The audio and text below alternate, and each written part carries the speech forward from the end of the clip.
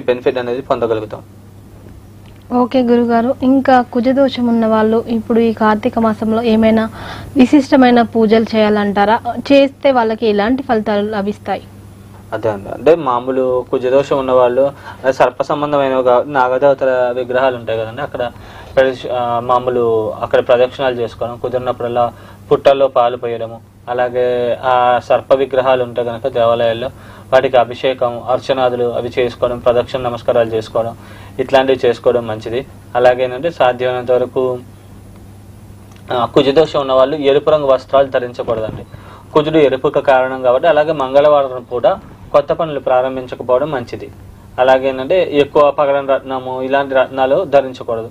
అలాగే కుజ నక్షత్రాలు చిత్త, ధనిష్ట, మృగశిర ఈ 3 నక్షత్రాలు కుజుడికి సంబంధించిన నక్షత్రాలు కాబట్టి ఈ నక్షత్రాల రోజు కొత్త పనులు ప్రారంభం చేయకూడదు. ప్రారంభం చేస్తే ఆ ప్రారంభం చేసిన పనులు ఆలస్యం అవుతూ ఉంటాయి అన్నమాట.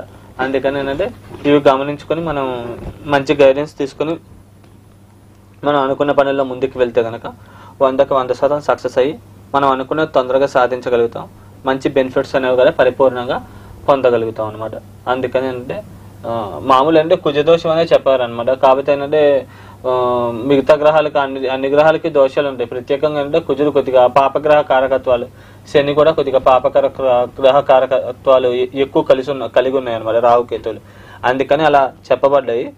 అదే మిగతా గ్రహాలు కూడా బాగోకపోతే కనుక దోషకారకులు అయితే వాళ్ళు కూడా బాధిస్తూ ఉంటారు.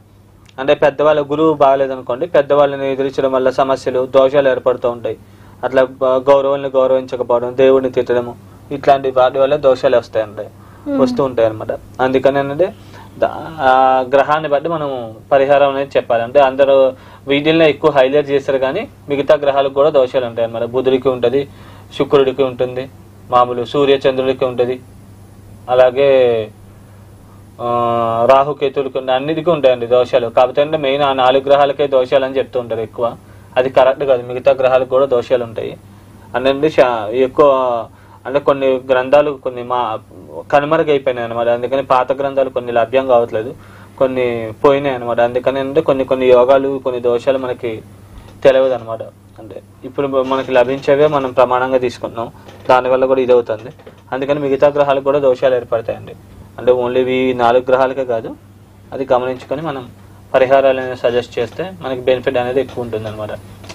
అంటే ఏదో బుధ దోషం అనేటప్పటికీ ఏదో కొత్త పదం ఉపయోగించాం, బుధుడికి అంటే ఎక్కడ వినలేదు అంటూ ఉంటారు. శుక్రదోషం అనేటప్పటికి అలా అంటే అట్లా కాదండి, అట్లా ఉండదు. కాకపోతే అనేది దోషం ఉంటేనే ఆ యొక్క శుక్రుడి దశలో నెగిటివ్ రిజల్ట్స్ కనబడతాయి. దోషం ఉంటేనే ఆ బుధుడి దశలో నెగిటివ్ రిజల్ట్స్ కనబడతాయి. అట్లా కొన్ని ఏమో ఇండైరెక్ట్ గా దృష్టిల ద్వారా దోషాలు ఏర్పడతాయి. అట్లా రకరకాలుగా ఏర్పడుతూ ఉంటాయి. దోషం అంటే కర్మ వల్ల వచ్చింది అని అర్థం అనమాట. పుణ్యకర్మ వల్ల ఏర్పడే యోగాలు, పాపకర్మ వల్ల ఏర్పడేవి దోషాలు.